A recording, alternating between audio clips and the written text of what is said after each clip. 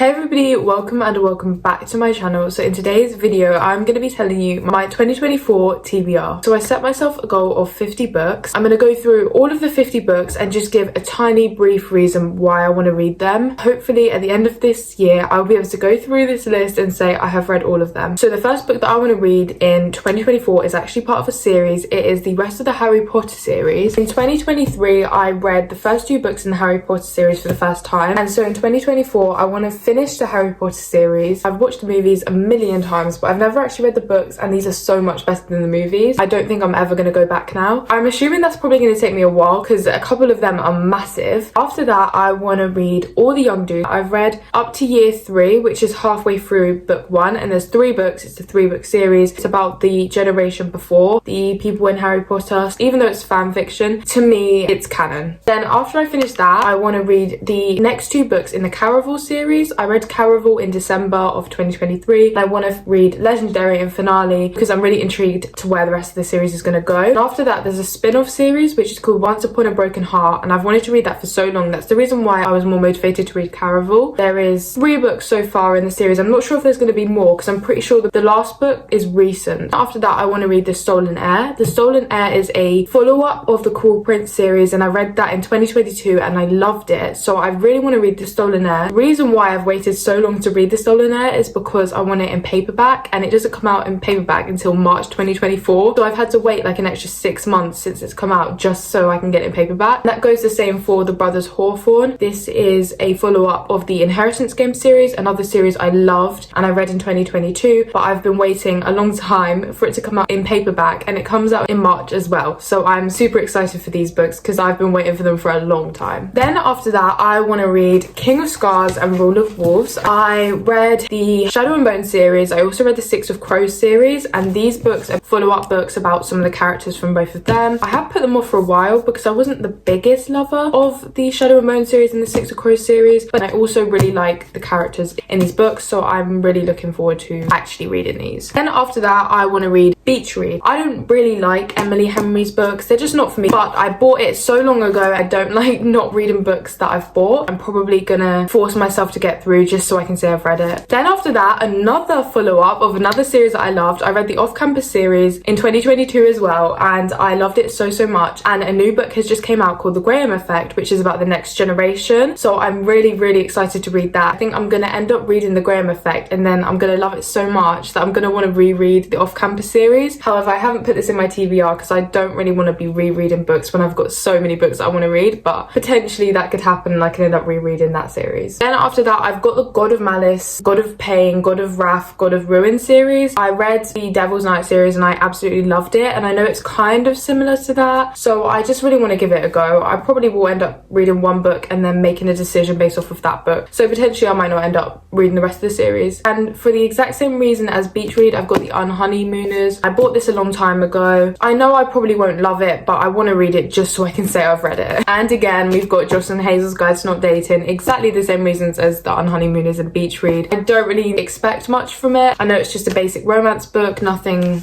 exciting, but I want to read it because I've got so many books on my bookshelf that I bought and I just haven't read, and it really irks me because I don't like wasting my money. Twisted Games and the rest of the Twisted series. So I read Twisted Love at the beginning of 2022 and I was kind of about it, but I really want to give this series another go and see what I think. Then for the same reasons as Beach Read, Jocelyn Hazel's Guide to Not Dating and the Unhoneymooners, we have got Flatshare. I bought this a long time ago now, and it's just been sitting on my bookshelf, and so I finally want to get through it. Same with the Midnight Library. I think this is just a trend at this point. Half of the books I want to read are just books that have been sat there for so long. I really need to actually get through all of the books that I've read before I start buying more books, because there isn't even space on my bookshelf for more books. I've always been intrigued about this book. It's a tiny book, so it won't take me long to read.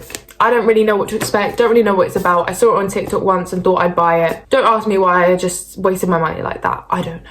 I don't know what I was on. In 2022, I bought way too many books and I did not even know what they were about when I bought them.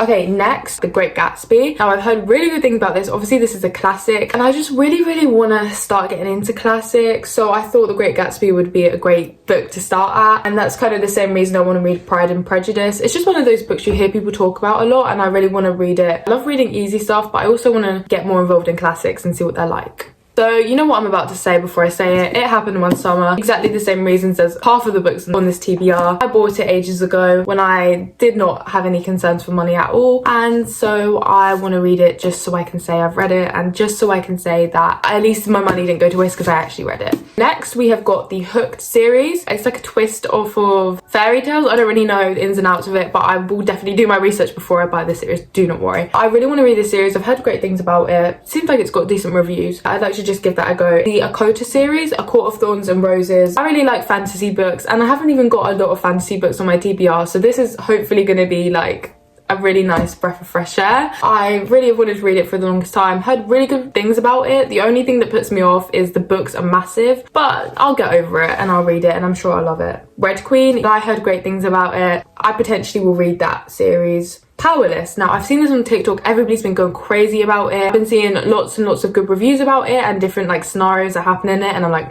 I definitely want to read that book. Last but not least, we've got Normal People for the exact same reason as half of the other books. I don't really know what it's about. I don't really have high expectations, but I just want to read it so I can say I've read it. Okay, so that is my 2024 TBR. To be honest, I don't know how many of the 50 I'm actually going to get through, and I don't know how strictly I'm going to follow this. It'll be really interesting to see this at the end of 2024 and see how many of these books I've actually managed to read. So if you want to stay tuned for that video, you only have to wait a year. Make sure to subscribe to my channel so you don't miss out, and I'll see you all next Saturday for another booktube video. Bye!